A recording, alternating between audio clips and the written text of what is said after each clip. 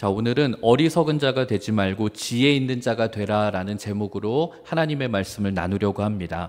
여러분, 우리들이 계속 몇 주 동안 지금 에베소서라고 하는 이 성경의 책의 가르침을 우리들은 계속 따라가고 있습니다. 여러분, 결국 에베소서에서 우리들에게 가장 중요하게 가르치고 있는 가르침은 뭔가 하면 우리들이 과거에 죄인 되었던 모습의 옛사람을 버리고 새로운 사람이 되어서 우리들이 거룩한 삶을 살아야 된다 라는 것을 에베소서는 우리들에게 계속해서 강조합니다. 그것을 가리켜서 에베소서는 빛의 자녀가 되어야 된다라는 표현으로 우리들에게 강조를 합니다. 그렇다면 그 빛의 자녀라고 하는 우리들은 어떠한 사람으로 살아야 되는 것인가? 이것을 오늘 본문이 사실 요약을 해서 설명을 해주고 있습니다. 그 빛의 자녀는 어떠한 모습이 되어야 되는가? 첫 번째는 하나님의 빛의 자녀는 지혜 있는 사람이 되어야 된다. 성경은 이렇게 이야기하고 있습니다. 빛의 자녀는 오늘 제목처럼 어리석은 사람이 아니라 지혜로운 자가 돼야 된다. 15절을 한번 보겠습니다. 그런즉 너희가 어떻게 행할지를 자세히 주의하여 지혜 없는 자 같이 하지 말고 오직 지혜 있는 자 같이 하여. 자, 오늘 말씀에서 되게 중요하게 나오는 표현 중에 하나가 자세히 주의하여 라는 표현이 나와요. 자세히 주의하여서 지혜 없는 자 같이 하지 말고 지혜 있는 사람처럼 살라는 거예요. 자세히 주의하여 라는 이 말은 함부로 막 그냥 되는 대로 사는 것이 아니라는 말이에요. 보통 우리들은 어리석은 사람이라고 하면 그 특징을 그저 되는 대로 아무렇게나 내 감정대로 내 기분대로 내가 하고 싶은 대로 그냥 아무렇게나 막 사는 사람을 우리는 흔히 어리석은 사람이라고 비유합니다. 이 어리석은 사람은 가야 될 곳과 가지 말아야 될 곳 이런 것을 분별하지 못해요. 그러다 보니 해야 될 것도 잘 모르고 하지 말아야 될 것도 잘 모르다 보니 그 어리석은 자의 인생은 늘 유혹과 위험, 환난, 시험, 함정 이런 것에 빠지면서 살아가게 돼요. 그러다 보니 인생이 어려워지는 것이죠. 그러나 우리들이 빛의 자녀, 하나님의 빛의 자녀라고 불리는 우리들은 하나님의 지혜를 받은 사람들이에요. 그리고 하나님의 지혜를 배우는 사람들이고, 그렇기 때문에 우리들은 인생의 분명한 목적과 방향을 알고 살아가는 사람들입니다. 그래서 오늘 17절은 이렇게 표현하는 거예요. 그러므로 어리석은 자가 되지 말고 오직 주의 뜻이, 하나님의 뜻이 무엇인지를 이해하는 사람이 되어야 된다. 어리석은 자가 되지 말라고 얘기해요. 성경에서 말하는 어리석은 자라는 것은 지능이 낮거나 좋은 대학을 못 가거나 무식한 사람, 이런 사람을 가리키는 게 아니에요. 주의 뜻이 무엇인지를 분별하지 못하는 사람, 주의 뜻이 무엇인지를 이해하지 못하는 사람을 가리켜서 하나님은 어리석은 자라고 말씀을 하세요. 그렇기 때문에 우리들이 외국으로 유학을 다녀오고 박사학위를 갖고 있고 명문대를 나오고 공부를 많이 해도 인생을 바라보는 지혜가 없는 사람들이 있는 거예요. 우리 주변에서도 많이 배웠고 많이 가졌고 책도 많이 읽었지만 여전히 어리석은 선택을 하는 사람들이 있다는 것이죠. 그래서 그런 사람들은 인생의 중요한 순간순간마다 하나님이 주시는 지혜로 결정하는 것이 아니라 육신의 어떤 욕망, 그런 어리석은 결정들을 하게 되는 거예요. 왜냐하면 그 상황에서 하나님의 뜻이 무엇인지를 잘 모르기 때문에, 혹은 하나님의 뜻이 뭔지는 알지만 그것을 선택할 능력과 용기가 없기 때문에.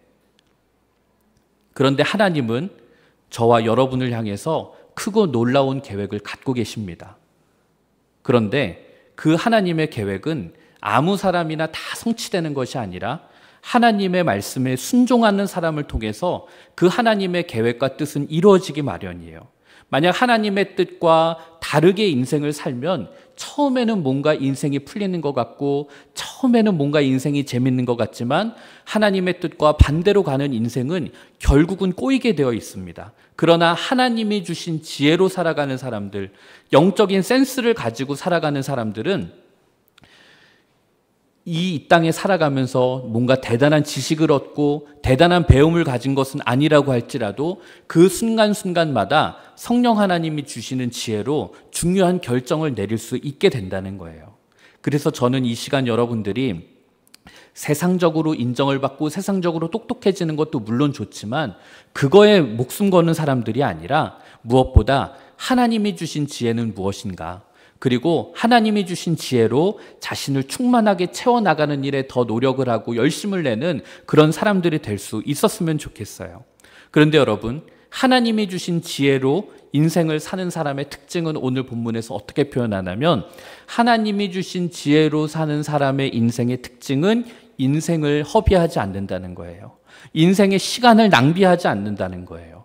시간에 끌려다니는 사람이 아니라 내가 그 시간의 주도권, 시간의 주인, 시간의 마스터가 되는 그런 삶을 살 수 있다는 거예요. 16절의 말씀을 보면 세월을 아끼라 때가 악하니라. 자, 여기 보면 세월을 아껴라 때가 악하다 이렇게 얘기했어요. 그래서 이 말씀이 우리들이 흔히 시간 관리를 잘해라, 시간을 효율적으로 잘 사용하면 우리들이 정말 하나님을 위해서 많은 일을 할 수 있다, 이렇게 보통 우리들은 적용을 하고는 하는데, 사실 이 16절의 세월을 아껴라 이 말은 시간 관리를 잘하라 이런 의미가 아니에요. 이 말은 우리들의 시간이 예수 그리스도로 말미암아 구원을 받았다라는 의미가 훨씬 더 강해요. 시간이 구원을 받았다? 무슨 말인지 잘 모르겠어요. 자, 그 말은 우리들은 예수님을 알기 전에, 예수님으로부터 구원받기 전에는 우리들이 살아가는 모든 시간은 무의미했어요.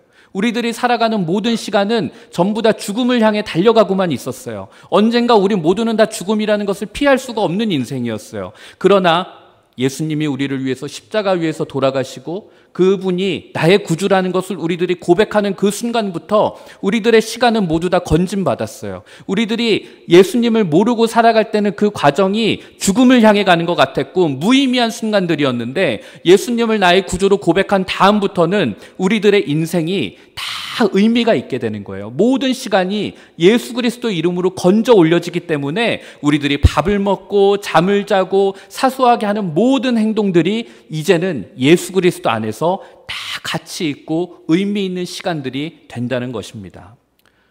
여러분, 오늘 우리들이 살아가고 있는 이 시대 속의 문화들을 한번 보면 우리를 굉장히 무의미하게 만들어요.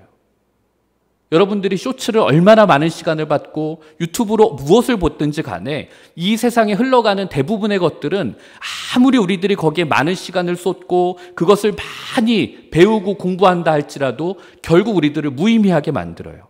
하지만 지혜 있는 자, 하나님의 지혜를 충만하게 갖고 살아가는 자들은 그 일상의 모든 순간들, 모든 의미들이 하나님 앞에 가치 있도록 예수 그리스도로 건져 올리는 시간으로 하나님은 우리를 이끄신다는 거예요.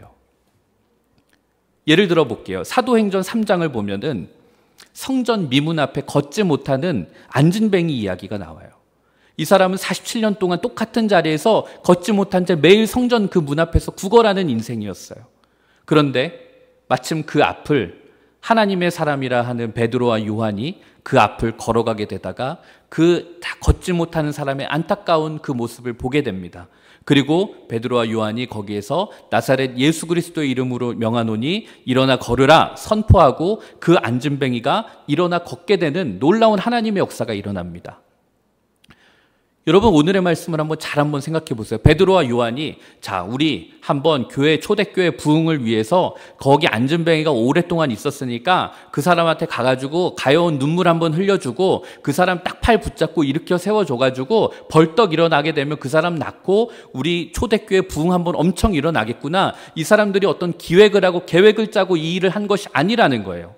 그저 예수님이 주신 그 마음을 품고 걸어가다가 안타까운 상황에 있는 사람, 불쌍한 그 사람을 바라보고 나사렛 주 예수 그리스도의 이름으로 일어나 걸으라 딱 일으켜 세워줬을 때 아무 일도 아닌 것 같았던 그 행동을 통해서 그 47년 동안 걷지 못했던 한 사람이 걷게 되고 그 초대교회 공동체는 엄청나게 많은 인원, 성경은 남자만 5,000명이라고 얘기해요. 남자만 5,000명이었으면 여자까지 포함하면 10,000명 넘었을 거예요. 수많은 초대교회 사람들이 이때 예수를 믿고 부흥을 경험하게 되는 역사가 일어났다는 거예요. 여러분들이 예수를 믿고 살아가는 동안에 대단한 거 하지 않아도, 여러분들이 뭔가 화려한 일 하지 않아도, 여러분들이 그저 일상 속에서 예수님의 마음을 품고 살아가는 그 평범해 보이는 일상 속에서도 예수 그리스도라고 하는 그 그물을 던져서 건져 올릴 때 하나님은 그 시간을 통해서 일하시게 될 줄로 믿습니다.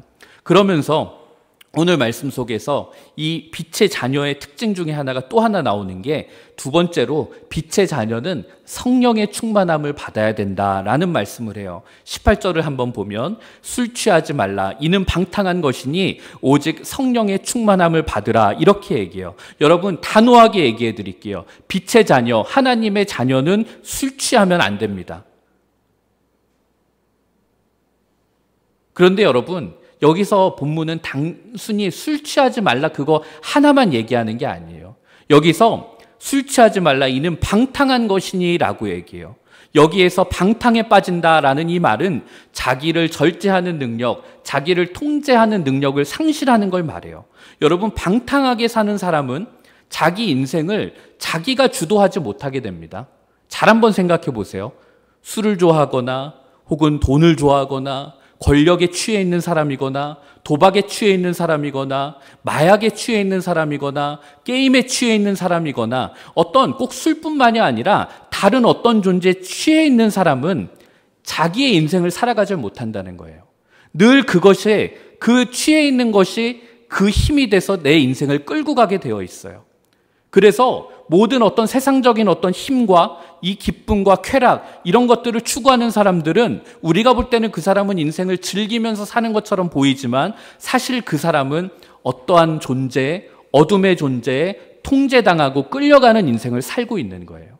그렇기 때문에 빛의 자녀라고 하는 하나님의 자녀 우리들은 성령의 충만함, 성령의 이끌림을 받는 삶을 살 수 있어야 된다는 거예요. 그리고 세 번째로 빛의 자녀들은 찬송과 감사의 삶을 살아야 된다. 19절에서 21절 한번 읽어보겠습니다. 시와 찬송과 신령한 노래들로 서로 화답하며 너희의 마음으로 주께 노래하며 찬송하며 범사의 우리 주 예수 그리스도의 이름으로 항상 아버지 하나님께 감사하며 그리스도를 경외함으로 피차 복종하라. 여러분 빛의 자녀 하나님의 자녀라고 하는 우리들은 하나님을 찬송하고 하나님을 향해 감사하는 삶을 살 수 있어야 된다는 거예요. 이것을 한마디로 요약하면 어떠한 삶인가? 예배자의 삶을 살아야 된다. 이것을 성경은 얘기해요. 예배라는 게 뭔가요? 여러분 이렇게 예배당에 나와서 하나님 앞에 앉아서 찬양하고 기도하는 이 과정들이 사실 우리 종교적인 어떤 활동, 행위일 수 있지만 이 본질에는 하나님을 향한 찬양, 그분의 이름을 높여드리는 것, 그리고 우리의 삶을 인도하고 계시고 우리를 위해서 십자가에서 피 흘리신 예수 그리스도를 향한 감사, 찬양과 감사가 이 예배의 가장 기본인데 여러분 우리들의 삶의 모습을 보면 우리가 빛의 자녀로 살아가면서 우리들의 문제는 감사하지 않는다라는 것이 아니라 우리의 문제는 내 기분에 따라서 내 상황과 현실에 맞춰서 감사하는 것, 그것이 문제라는 거예요. 여러분 모두가 다 살면서 하나님 앞에 감사할 수 있어요. 시험을 잘 봤기 때문에 내가 하나님께 감사하고요. 내가 원하던 스마트폰으로 바꿨기 때문에 감사하고요. 내가 간절히 원했던 일들이 이루어졌기 때문에 감사, 이건 우리 누구나 할 수 있다라는 거예요. 그런데 우리들의 문제는 내 상황이 잘 풀릴 때는 감사하지만 상황이 내 계획대로 되지 않고 내가 뭔가 의도한 대로 되지 않을 때 우리는 감사하지 못하는 현실, 그게 바로 오늘 우리들의 한계라는 거예요. 그런데 오늘 말씀을 한번 잘 보세요. 오늘 말씀 보면은 감사라고 하는데 어떤 수식어가 붙냐면 우리 주 예수 그리스도의 이름으로 감사하라. 우리 주 예수 그리스도의 이름으로 감사하라고 되어 있어요. 여러분 인간적인 눈으로 볼 때는 감사할 게 하나도 없어요. 우리들의 어떤 세상적인 판단으로 볼 때는 감사할 거리가 하나도 없는데 오늘 성경은 너의 그 상황을 우리 주 예수 그리스도의 이름을 쓰고 그 예수 그리스도의 이름을 안경으로 쓰고 그 상황을 한번 바라보면 너희들의 삶은 달라질 수 있어. 너희들의 삶은 감사할 수 있어. 너희들의 삶은 찬송할 수 있는 삶이 된단다. 성경은 그것을 얘기해 주는 거예요. 그것을 대표적으로 잘 보여주는 사건이 뭔가 하면 사도행전에서 우리가 한번 살펴봤던 바울과 실라가 빌립보에서 복음을 전하다가 감옥에 갇히는 사건이 발생합니다. 여러분 바울과 실라 다른 짓 하지 않았어요. 농땡이 치지 않았어요. 도박하지 않았어요. 강도짓 하지 않았어요. 예수님의 말씀 복음을 전하면서 그렇게 사람들에게 전도했는데 그 결과가 매를 맞고 감옥에 갇히는 꼴이었어요. 얼마나 억울했을까요? 제가 무슨 음주운전하다가 감옥에 갔으면 억울하지도 않죠. 그런데 하나님의 일을 하다가 옥에 갇혔어요. 두들겨 맞았어요. 아마 저 같았으면 그 감옥에서 하나님을 향해서 손가락질하고 불평하고 손가락질했을 거예요. 그런데 그렇게 인간적인 눈으로 보면은 전혀 감사할 것이 하나도 없는 그 상황인데, 그 순간 사도 바울은 인간적인 눈, 바울 자신의 눈으로 본 것이 아니라 예수 그리스도라는 영적인 눈으로 그 상황을 보니까 어떻게 그 상황이 달라져 보인다라는 거예요. 그러자 바울은 그 고난의 순간에서, 그 아픔의 자리에서 다른 행동을 취하게 되는데, 그게 바로 사도행전 16장 25절을 보면 이렇게 나와 있어요. 한밤중에 바울과 실라가 기도하고 하나님을 찬송하며 죄수들이 듣더라. 여러분, 바울과 실라가 인간적인 눈, 자기의 눈으로 볼 때는 그 상황이 절망과 낙심할 수밖에 없는 그런 상황이었어요. 그런데 영적인 눈으로 그 상황을 바라보니까 바울과 실라의 입에서 찬양과 감사가 터져 나왔던 거예요. 그리고 나중에 이 상황 속에서 이 감옥에 갇혔던 그 옥문이 열리고 땅이 흔들리고 그들이 감옥에서 풀려나게 되면서 그들을 때리고 그들을 가두었던 그 간수장이 그들 앞에 나와서 넙적 엎드리고 예수를 믿게 되고, 그 간수장의 가족들까지 다 구원을 받게 되는 역사가 빌립보 감옥에서 펼쳐집니다. 여러분, 오늘 여러분들의 삶이 얼마나 힘들고 어려운지 저는 잘 모르겠어요. 그러나 인간의 모든 삶은 고통이거든요. 우리들의 삶 속에서 어렵고 힘들고 내 계획대로 되지 않고 당황스럽고 내가 어떻게 할 수 없는 일들이 우리 눈앞에 펼쳐집니다. 그거 부인할 수 없어요. 그러나 그 펼쳐지는 그 상황 속에서 우리가 그 상황을 어떤 눈으로 보느냐는 우리들이 결정할 수 있다는 거예요. 그것을 세상적인 눈, 인스타그램의 눈, SNS의 눈, 세상이 말하는 그 눈으로 보면 불평할 수밖에 없고 낙심할 수밖에 없고 포기할 수밖에 없는 그런 일들이지만, 그 상황을 우리들이 예수 그리스도의 이름으로 바라보고 그 상황에서 감사하면 우리 예수님이 여러분들의 그 상황을 이끌어 주신다라는 거예요. 혹시 이 자리 여러분들 가운데 인생이 답답하고 내가 뭔가 계획했고 내가 뭔가 좀 풀어보려고 노력했는데도 잘 안 되고 뭔가 답답하고 내가 나 스스로를 볼 때도 한심해 보이는 그런 사람이 혹시 있다면, 여러분 그 인생을 예수 그리스도의 이름으로 한번 바라보고 그렇게 살 수 있게 되기를 바랍니다. 여러분, 그러면 예수님이 여러분들의 인생을 터치하기 시작해요. 여러분들이 뭔가 아무리 잘해보려고 발버둥치고 몸부림쳤는데도 안 되는 그 인생이 하나님이 여러분 삶에 개입하시고 하나님이 여러분을 쓰시겠다고 하고 빛의 자녀로 인도하시면, 그때부터 여러분들의 인생은 여러분들이 주도해가는 인생이 아니라 하나님이 주도해 가시는 인생이 되고, 여러분들 눈앞에 펼쳐져 있는, 여러분 가정에 펼쳐져 있는 그 문제들의 해결이 거기서부터 시작되는 겁니다. 그래서 오늘 말씀 준비하면서 여러분들과 나누고 싶었던 너무 중요했던 로마서 12장 2절의 말씀이 있어요. 너희는 이 세대를 본받지 말고 오직 마음을 새롭게 함으로 변화를 받아 하나님의 선하시고 기뻐하시고 온전하신 뜻이 무엇인지 분별하도록 하라.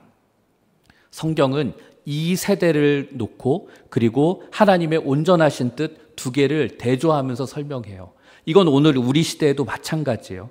여러분, 이 세대는 여전히 여러분들에게 교회보다 하나님의 말씀보다 훨씬 더 많은 영향을 끼치고 있어요. 야, 이렇게 사는 것이 성공이야. 이렇게 사는 인생이 정말 멋진 인생이야. 이렇게 사는 게 진짜 쿨한 인생이야. 이렇게 살아야 너희들 성공하고 인정받을 수 있어. 그런데 오늘 말씀은 여러분들과 저에게 얘기하는 거예요. 이 세대를 본받지 마. 지금 이 시대가 너희들에게 하고 있는 그 이야기들을 본받지 말고 내 말씀, 하나님의 말씀을 너희들이 무엇인지, 그게 온전한 뜻이 무엇인지를 분별하려고 하는, 그렇게 애쓰는 삶을 살았으면 좋겠다. 그러면 그 과정 속에서 우리들이 하나님의 지혜를 깨달아서 우리들 안에 성령의 충만함을 받게 되고, 그리고 우리들의 삶이 찬송과 감사의 삶으로 변화되게 된다는 것입니다. 그러면 여러분, 우리들의 입술에서 찬양과 감사가 터져나오는 그 인생, 어떻게 하나님이 그 사람을 안 쓰시겠어요? 하나님은 지금도 하나님의 일을 하기 위해서 기다리고 계세요. 하나님은 혼자서 다 하실 수 있지만 우리를 통해서 일하시기를 원하시는 분이에요. 그런데 하나님 앞에 나와서 순종하는 사람, 그 하나님의 말씀으로 자기를 길들이는 사람, 그런 사람을 찾지 못해서 하나님은 오늘도 기다리고 계신데, 저는 여러분들이 하나님에게 인생을 맡기고 그렇게 성령의 충만함으로 빛의 자녀가 될 수 있게 되기를 바랍니다. 그러면 하나님께서 여러분을 통해서 여러분들 혼자만 빛나게 하는 인생이 아니라 여러분들의 주변이 빛나게 되는 인생, 오늘 말씀처럼 그 바울과 실라가 그 고난 속에서 찬송하고 감사했을 때 그 악독했던 간수장이 구원을 받고 그 가족까지 구원받게 되는 그런 모든 사람에게 빛이 비치는 역사가 여러분들을 통해서도 일어나게 될 줄로 믿습니다.